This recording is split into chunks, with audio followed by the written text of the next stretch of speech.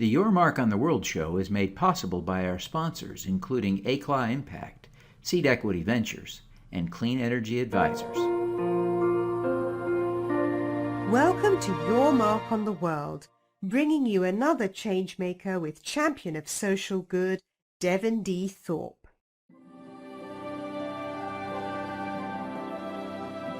Hello, everyone, and welcome to the Your Mark on the World show. I'm your host, Devin Thorpe, and our guest today is Todd Crosland, the CEO and founder of Seed Equity Ventures, one of our great sponsors. We're thrilled to have you on the show again, Todd. Thank you for joining me. You bet. Thank you, Devin. Happy to be here. Well, Todd, we've got an important topic to talk about today, and that's due diligence. You know, in the last couple of years, there have been some massive changes, really tremendously significant, at least for ordinary investors. These are big deals that people that have not been able to invest in startups now have the ability to do so through either Regulation A+ offerings or Regulation Crowdfunding offerings. And so we've got a whole millions upon millions of people who need to be learning about how to do due diligence before they make these kinds of risky investments. And I appreciate you taking some time today to help us talk through some of the key issues that people need to be thinking about. Now, working from a list that you provided, let's just talk about these one at a time. Your first point was that we need to look to see if there is a minimum viable product or a prototype with proof of concept. Why is that important? Well, I think we've talked in the past about the many companies that we look at each month and each year. I've got a little bit of feedback on this, Devin. Do you hear that? I don't. I apologize. Let me mute my microphone and see if that'll help. Okay, that seems to. Can you hear me? That seems to be a lot better. But if we look at the opportunities that are available for investors, and I look at kind of our own portfolio and the companies that we have invested in or raised capital for, there's a myriad of opportunities for investors to look at.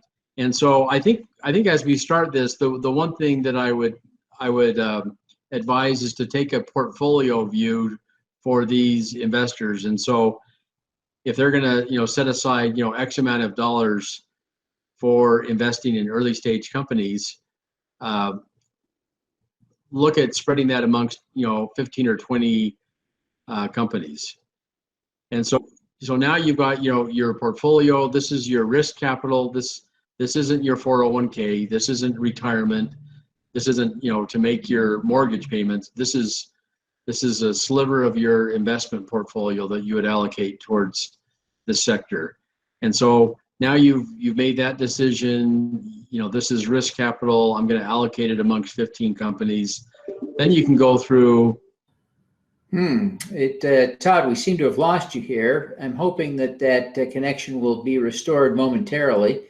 But while we're waiting, I'll just say I think that was a great point that you made, that investors who are looking to start investing in startups, whether they are affluent, accredited, wealthy, high net worth, or ordinary investors, in any case, they should be looking to invest, as you described it, a sliver of their investment portfolio in startups, as that is really a risky part of the asset spectrum, and so you don't want to be overweighted in assets that could just blow up on you. So that's a great point, Todd. I'm hoping that we can get you reconnected here quickly. Are you still getting the feedback you were getting before, Todd? No, this is perfect. Okay, so the question I'd put to you then is, let's go back to the topic of a minimum viable product. Why do you think it's important to have a prototype or proof of concept available before we invest?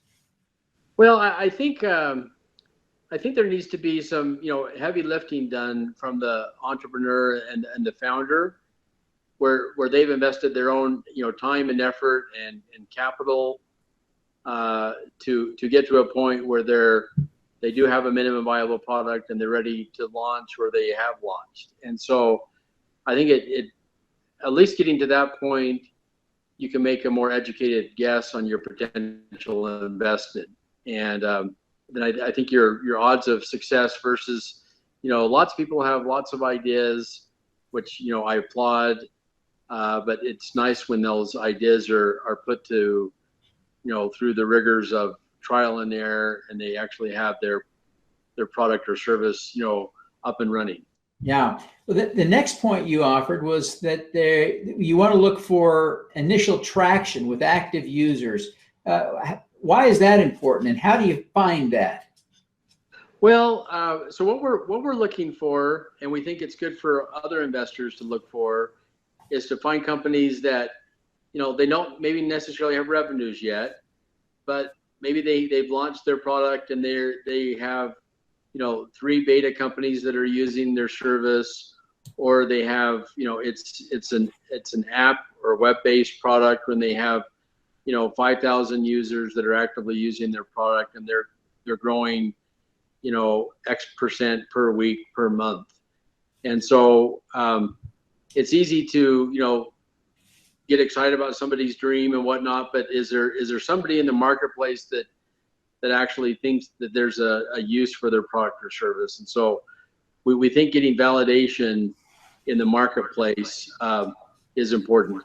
And with early customers, with companies that we talk to, early customers, we like to talk to the company's early customers as well, and get their thoughts, not coming from the founder, but coming from the customers themselves. Oh, that's a great tip. Great tip. Now, you next list, are there at least 2 full-time team members? I thought that was a great insight.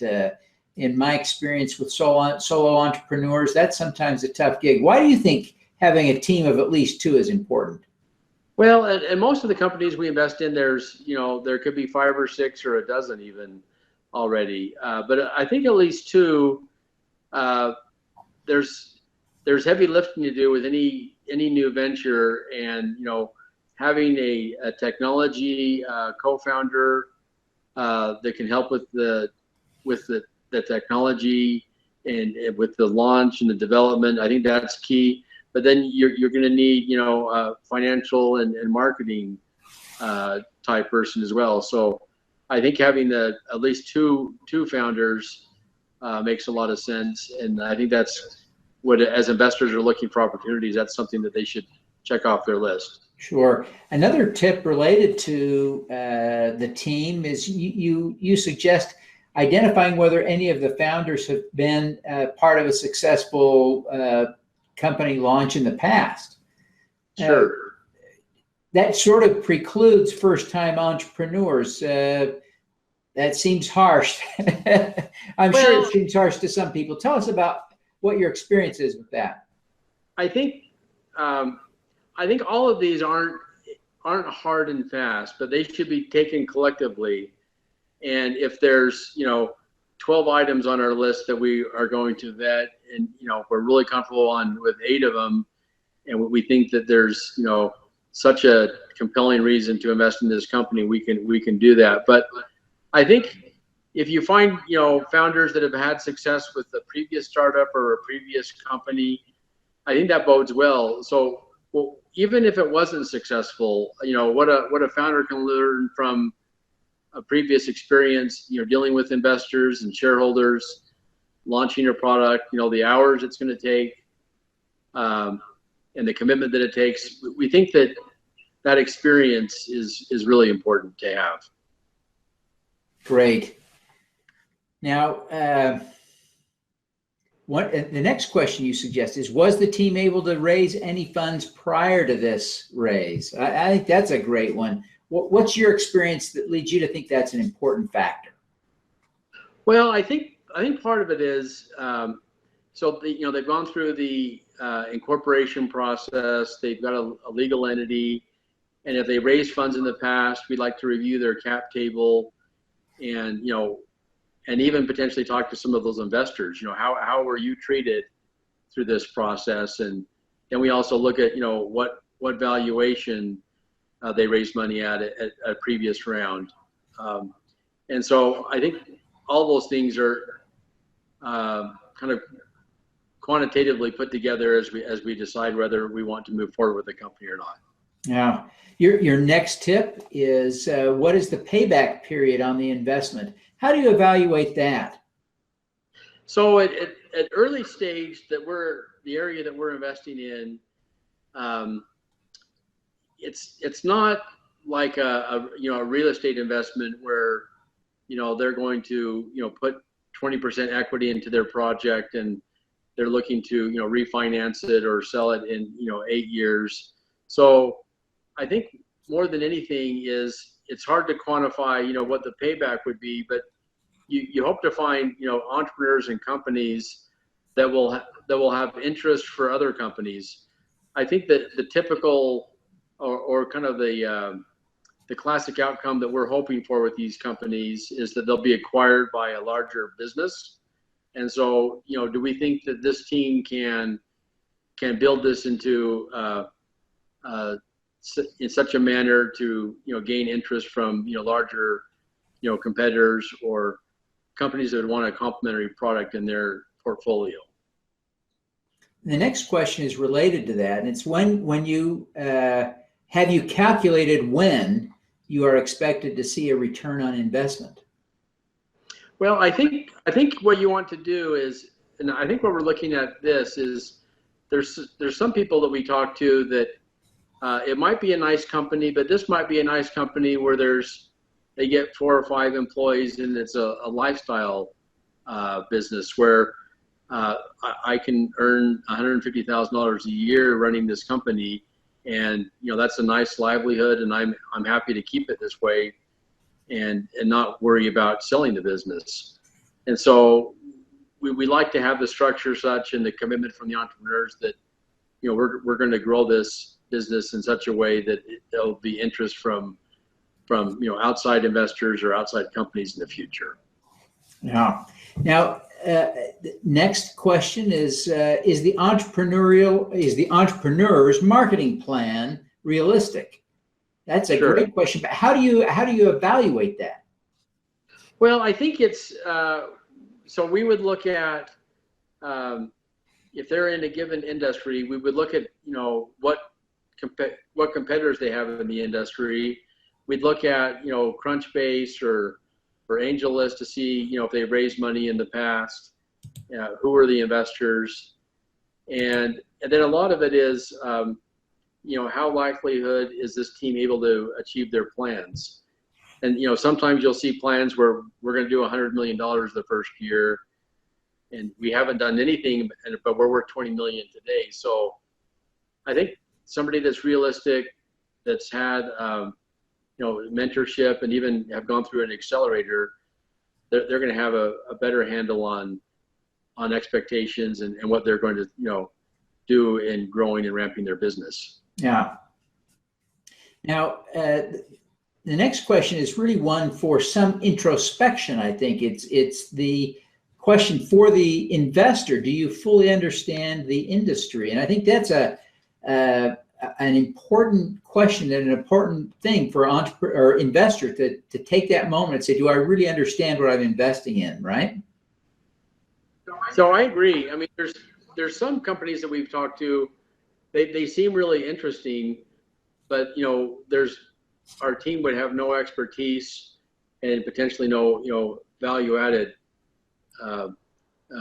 consulting that we can give to the company. So I think finding companies that you're interested in just in your personal life, if you're an engineer or whatever field that you're in, if you can add some expertise through your investment process, we think that's important versus investing in something that's completely out of your skill set or your knowledge base. We don't think that probably makes a ton of sense because you'll have to rely wholly upon what other people are telling you. Yeah. The next question I think is just vitally important. One of the keys is, have you looked closely at the competition? You've probably heard entrepreneurs say they don't have any competition. It always scares me. What's your take on this? Well, I think, and we've heard that as well. And I remember one company we met with this, last year. They said they were so excited about their business model because their only competitor in this model in this business would be Microsoft. And so talk about the 800-pound gorilla. Yeah. That they could price them out of existence. And so I think that, small, nimble companies can compete with these big players occasionally, but I think finding a segment where there could be a competitive advantage, and maybe it's not against the 800-pound gorilla, might be, I think, a good strategy for investors. Yeah. Another question you listed is, have you looked, or how many investors are in the cap table? Why do you worry about the number of investors in the cap table? Well, I mean, so that's somewhat changing with the new regulation as well. So you have Reg A Plus, which could have several thousand investors, but along with that, you'll have a registered SEC transfer agent to keep track of the cap table and all the investors. But I think, more than anything, when we look at the cap table is, there was one company that we looked at, they really hadn't launched a revenue product yet. And over the last, 5 or 6 years, they'd raised, $11 million at different valuations from a few hundred investors. And so none of those investors were getting a return on their investment yet, and now they're out raising more money. So I think the company was really good at raising money, but not really good at executing the plan. So I think this is one of the components that you'd want to look at is, on the cap table, investors, do they come in at a $1 million valuation? Then the next investors came in at a $2 million valuation. How many of them were invested at different levels? Were they sophisticated investors, or were these aunts and uncles? So I think you can gain information from doing that. Sure. Then the next question you had is, how does the entrepreneur plan to use the money? I think that is a great insight. You've got to understand that, right? So use of proceeds, and is it realistic? And if they're saying, well, I'm going to pay myself $250,000 a year, and so I'll have 2 years worth of run rate on this $500,000 raise, that's not what we want to hear.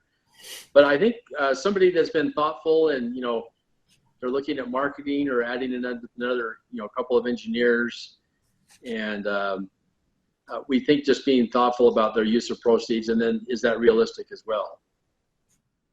Then another question you asked is, what is the startup's burn rate? And that too, very important to understand. Sure. And we've seen lots of examples with, company that's raising $1 million and they have a $250,000 a month burn rate. And so, and maybe they're 2 years away from break even.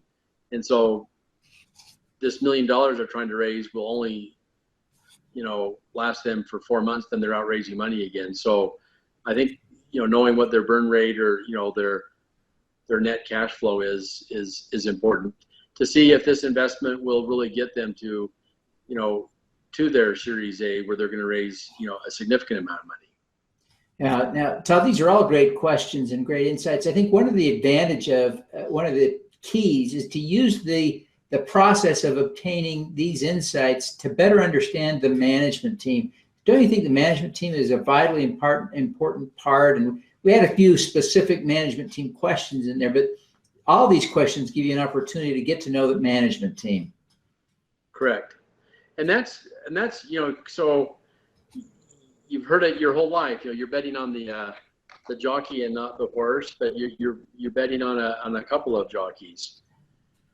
And that's it. One, they need to get along, and they need to have demonstrated their ability to work together. And there'll be ups and downs that they'll face, launching their business. And so, getting the right people on the bus, so to speak, is key. Yeah, fantastic. Well, Todd, I really appreciate you taking the time to be with us today.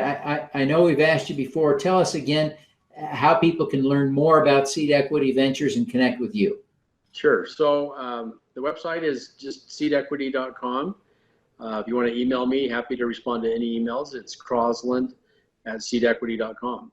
Fantastic. Well, Todd, thank you very much for joining us today, and we appreciate all the time you give us. Great. Devin, thank you. All righty, let's do some good. At the intersection of financial services and social media, Gate Global Impact, GGI, uses new market infrastructure to facilitate investments in organizations that deliver a societal, environmental, and/or a cause-related benefit in addition to a financial return. Seed Equity Ventures is a registered broker-dealer with the U.S. Securities and Exchange Commission and a member of both FINRA and SIPC, providing investment banking services to startups globally. Seed Equity's mission is to find the best and brightest entrepreneurs and connect them with global investors. Clean Energy Advisors creates investment opportunities in the renewable energy sector that provide clients with predictable income, preservation of capital, and positive impact. Clean Energy Advisors is committed to providing clients with investment opportunities with both market rates of return and measurable impact.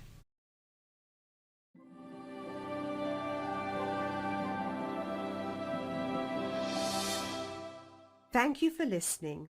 This podcast was recorded via Google Hangouts on Air and is available at youtube.com/Devin Thorpe. Subscribe to this podcast on Stitcher or iTunes by searching for Your Mark on the World. Every weekday, Devin hosts a CEO, celebrity, entrepreneur, or other changemaker here on the Your Mark on the World show to inspire and prepare you to make your mark. Devin is a champion of social good, writing about, advocating for, and advising people who are doing good. He is a Forbes contributor who is a recognized thought leader in social entrepreneurship, impact investing, and crowdfunding. To book Devin as a speaker, visit devinthorpe.com. Learn more about Devin's work at yourmarkontheworld.com.